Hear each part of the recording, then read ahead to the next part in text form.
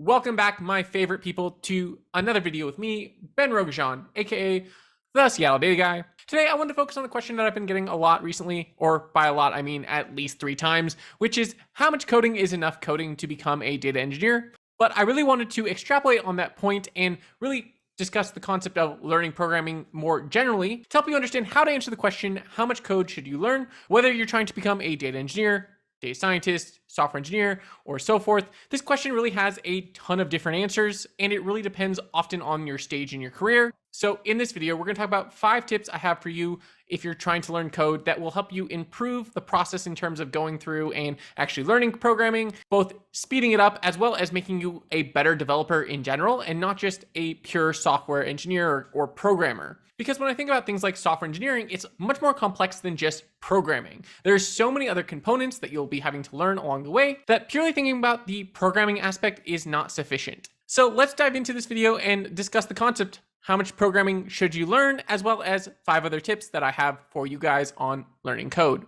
Tip number 1, focus less about the language you're trying to learn and more on good design. This is to say that you don't want to necessarily be stuck learning something like Java and then only becoming a pure Java developer.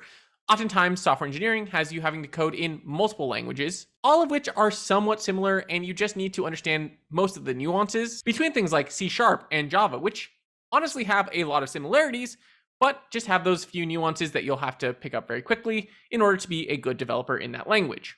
And that's why it's more important to focus on good design, personally, high-level concepts, versus focusing heavily on the coding language. Now, I will say, if you're just starting out, here are the coding languages that I like and the reasons that I like them.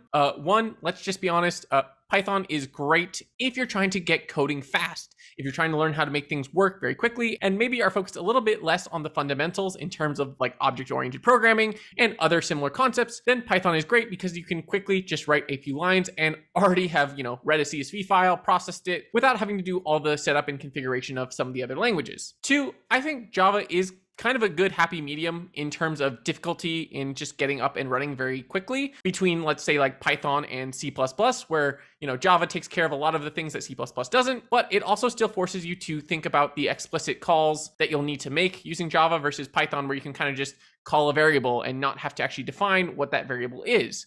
And I think overall that just forces you to understand programming more by having to be more explicit. Whereas again, Python, because you're being often implicit and not having to define everything, it can start to create some bad habits that you might not even realize. Whereas Java, being a little stricter, can help fix some of those bad habits early on. But personally, I find a little less useful in terms of actual practical experience, because when it comes to building something like a web app, you're gonna have a lot more in terms of having to set up just the base level of understanding. Like you're gonna have to use something like Spring Framework that takes a little bit of getting used to before you can even build anything. Whereas if you compare that to something like Flask, on the Python side, it's very easy to spin up a very quick web page. I mean, I can link some quick demos below where it takes almost no time at all, and it takes all of about 30 lines of code, and you've essentially got your first web app. Finally, I do like JavaScript only because of the fact that it is so easy to build an application that you can see that is in your browser. So you can very quickly build something and have a tangible product. So it's great from a learning experience because you're not forced to wait for that kind of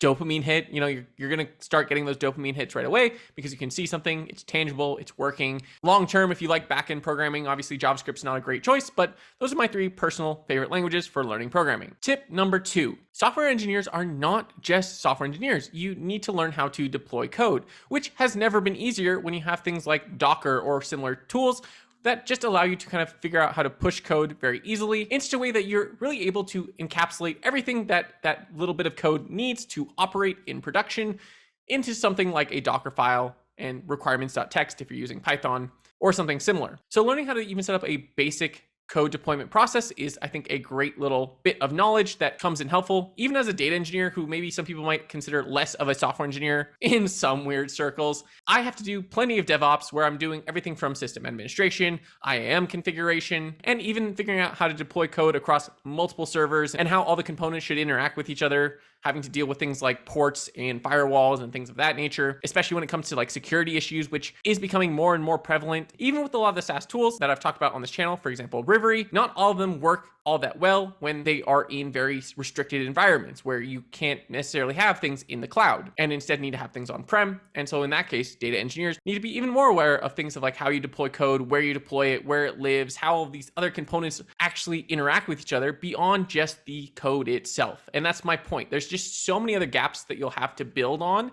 as you're learning how to be an engineer, that learning just programming is not enough. Learning how to actually deploy that code and all the considerations you need to make along the way is an important step. Code does not exist in a vacuum. It has to interact with tons of other technical components, and you need to consider those. Third, don't rush the process. Coding takes a long time to learn. DevOps takes a long time to learn. Cloud takes a long time to learn. And trying to rush through a bunch of courses on Udemy isn't necessarily the greatest way to become a software engineer. It's a great way to ramp up on a skill very quickly, but to really develop a depth of knowledge in any specific area, whether that's database design or front-end development, you need to spend a lot of time doing it practically, because you're going to learn a lot of best practices that just require you to make a lot of mistakes or work with a mentor or just some form of process of learning that takes time and won't be very quick in terms of learning a skill. Just because you took a Coursera course in 3 months doesn't mean you are now a master at data science. You probably at best have a very high level view of data science and really need to dig into it more in depth so you understand much more than just, again, those high level concepts and those very pristine use cases that they provided you. But like I mentioned in the previous tip, putting code into production is often messy and it's not this pure, clean process.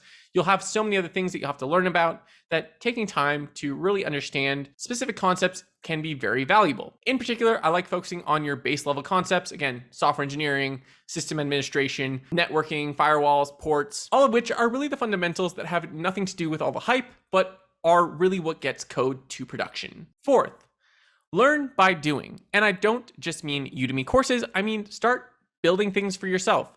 Use a Udemy course to build that base level of knowledge and then build something for yourself. Build an application using Flask or something using JavaScript. Just something that's running on like AWS or some similar cloud component so you can get a lot of layers of learning all at once. And then also force yourself to start digging through documentation of well-designed code bases. I think that's a great way in terms of like learning how to write code better and learning how much code you actually need is by looking through other people's code bases where you'll find they actually probably write code that is just on another level. It's nothing to do with the fact that maybe you might have all the basics down, like variables, conditionals, object-oriented programming, data structures and algorithms, and all of these core concepts, but learning how to implement them and apply them takes a lot of time and practice. One way you can kind of speed up that time and practice is by looking through great documentation, building your own applications kind of based off those concepts, and then seeing where you make mistakes, seeing where you could have improved your design, and continually improving on all of those projects. It's all about getting that tangible experience versus just being directed exactly what to type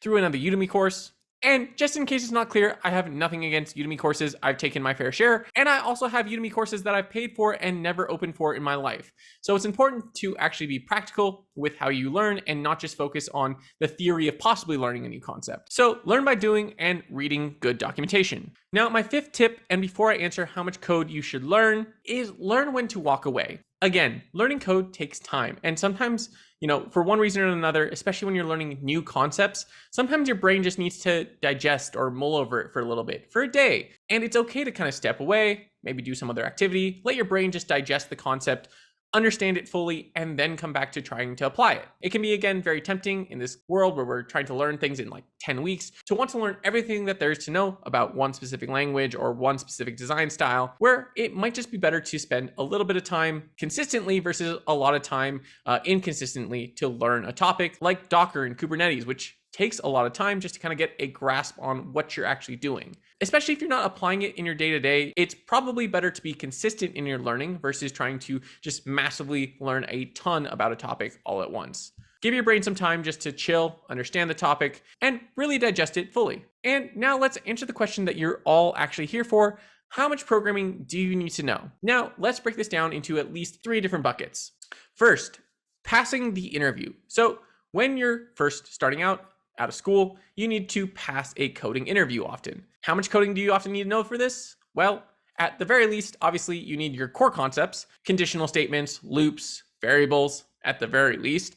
From there, some object-oriented programming, because oftentimes you might be asked a high-level question in the OOP realm. and data structures and algorithms. Those are unavoidable topics that you will be asked, and enough to get you the job most of the time. After that, now that you have the job, even if you have all those skills, like I mentioned earlier, you don't fully know how to apply them. And this is the level of programming where you're going to start learning about the application of best practices.